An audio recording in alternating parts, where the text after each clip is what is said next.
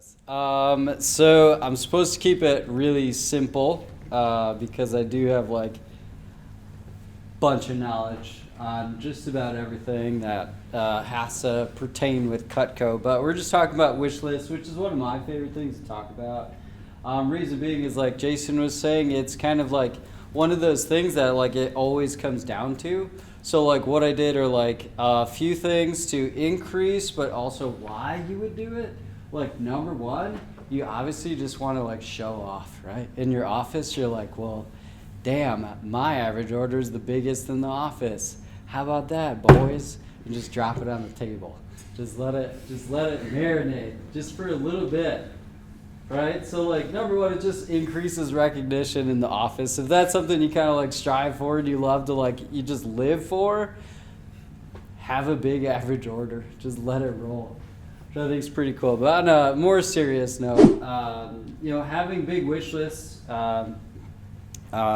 increases your average order, but also puts like more money in your pocket. As college kids, it's awesome, to be a college kid, go to school. But it's even better to be a college kid with money to burn whenever you want. So like you can ball out as a college kid. I think that's kind of fun. But for those of you who could see a future in our company, it also gives you, the opportunity to have more money in your startup too, for like branches or being a DM. But I think the coolest part though is like having massive wish lists is it also leads directly to having bigger pushes. You accomplish more sooner, so you're more efficient. And then, like I said, you get to ball out as a college kid. So here are a couple of like do's and don'ts. So what do you want to do? How do you do it? What shouldn't you do? People have questions all the time. They ask me a lot. They're like, what do I say? How do I create this wish list? What if they say no? I think my favorite question though is, how can you be like me? So here's some do's. Number one, the biggest one in red. I think the most important thing is when you're creating a wish list is to write it yourself.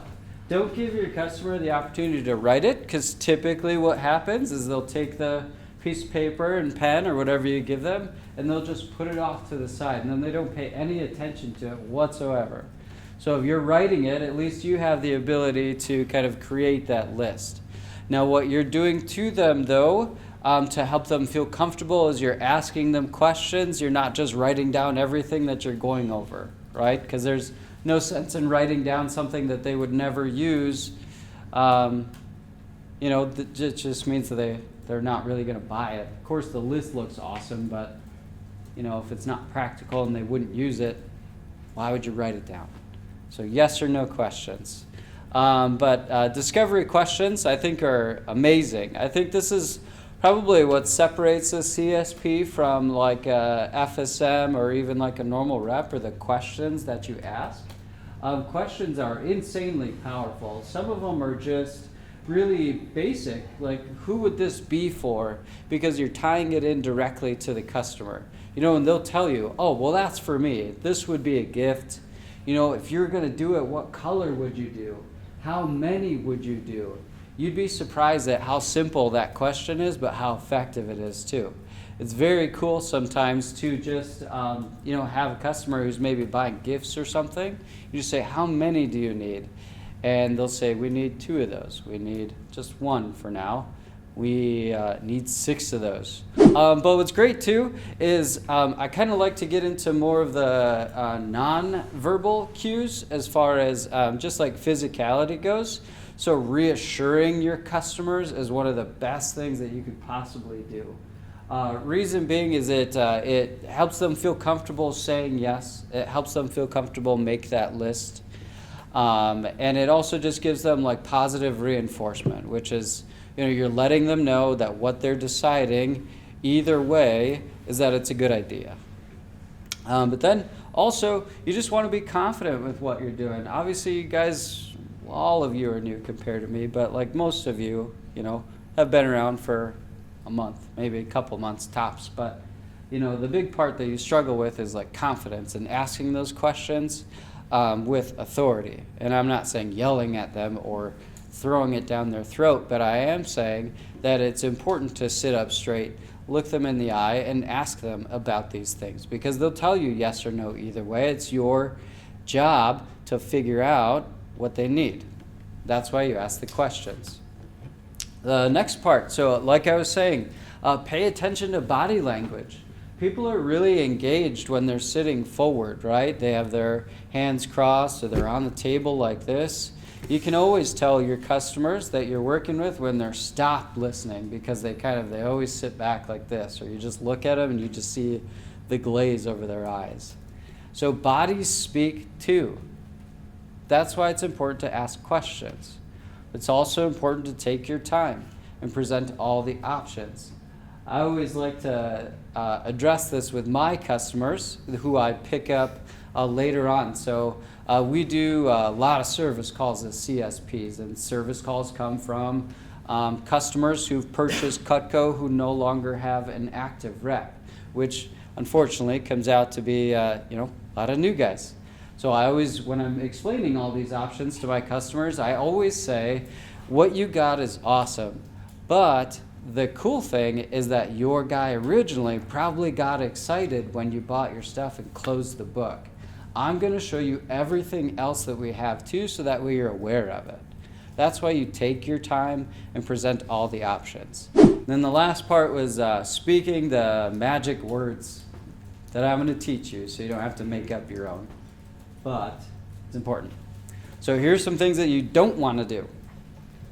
Like I said before, you don't want to let them write the lists.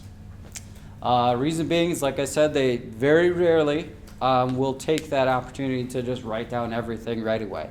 Sometimes you have to guide them, and that's why we write the lists. You don't want to rush through the process. A lot of times people are they kind of prejudge people, and so they just think right away, maybe they won't buy anything, so I'm just going to go through and get it done and get my base pay. Sometimes you surprise yourself. So if you take your time, explain all the options, things happen. And the third one is just don't be a wimp.